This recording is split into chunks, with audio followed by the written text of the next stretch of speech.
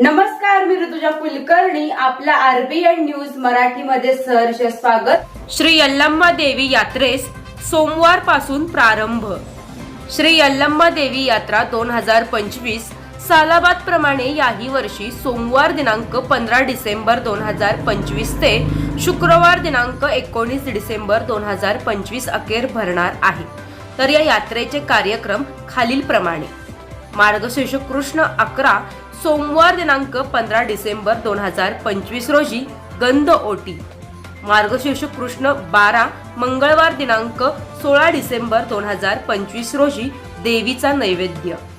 मार्गशीर्ष कृष्ण 13 बुधवार दिनांक 17 डिसेंबर 2025 रोजी कीज. मार्गशीर्ष कृष्ण 30 शुक्रवार दिनांक 19 डिसेंबर 2025 रोजी अमावस्या. असे सर्व कार्यक्रम श्री यल्लम्मा देवी प्रतिष्ठान व जत ग्रामस्थांच्या वतीने होणार आहे. तरी आपण या सर्व कार्यक्रमासाठी उपस्थित राहावे ही विनंती. श्री यल्लम्मा देवीची यात्रा उद्या दिनांक 15 ते 19 तारखेपासून भरत आहे.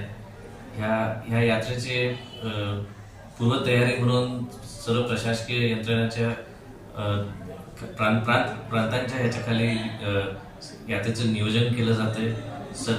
नगर परिषद असो, PWD असो, या सर्व डिपार्टमेंटच्या सहकार्याने ही यात्रा भरते.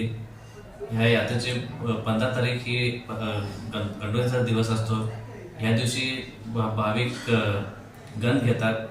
गंधाचं महत्त्व म्हणजे काही बायकांच्या ज्या अंगावर काही रोग झाले असतात ते देवीला प्रार्थना करतात, मागतात आणि तसंच तो रोग बरा होतो.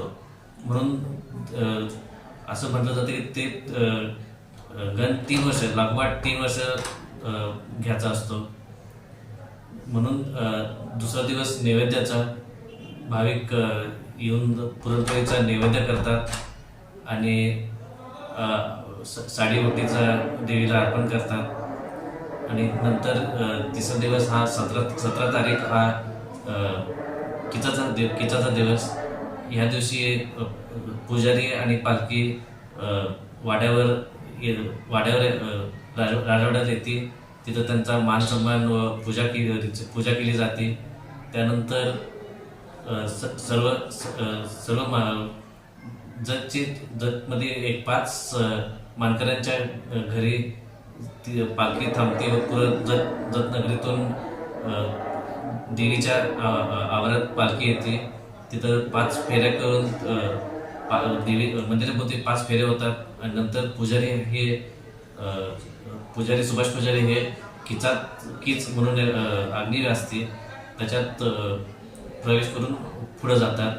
कीचाचं महत्त्व असं म्हणलं जातं की जे ही पुजारी देवीचं एक नातं असतंय आणि तेच एक काय म्हणतात आपलं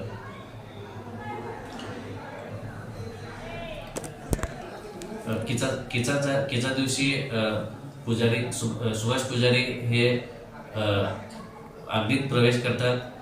अग्नीचा प्रवेश करायचा अर्थ म्हणजे ते आपले पुजारी असो गावातले हे जे वाईट शक्ती असतात ते एक अग्नीत भस्म होतात आणि त्याच्यानंतर एक नवीन सुरू होत आहे. नवीन एक पॉझिटिव्ह एनर्जी परत तयार होते. हे एक किचाच्या दिवशीचा महत्त्व असतंय. त्यानंतर देवीचं दार बंद केलं जातं आणि परत अमावस्या म्हणजे ह्या दिवशी 19 तारखेला अमावस्या, एक दिवस मध्ये गॅप आहे. 19 तारखेला अमावस्या येते. त्या दिवशी सकाळी देवीची पूजा करून दार उघडतंय. त्या दिवशी आपल्या जत गावातले व तालुक्यातले लाखो भाविक परत येतात आणि ही यात्रा आणखीन एक 15-20 दिवस चालते. ह्या यात्रेत सर्वांनी यावं, देवीचं दर्शन करावं आणि ह्या काळात एक देवीचे एक पॉझिटिव्ह एनर्जी असते. ह्याचं आणि कर्मणिकेचं दोन्हीचं एक एकत्रितकरण सर्वांनी येऊन यावं ही मी माझ्याकडून आवाहन करतो. आरबीएन न्यूज मराठीला लाईक, सबस्क्राईब आणि शेअर करा आणि शेजारील बेल आयकॉनला क्लिक करा. RBN news Marathi.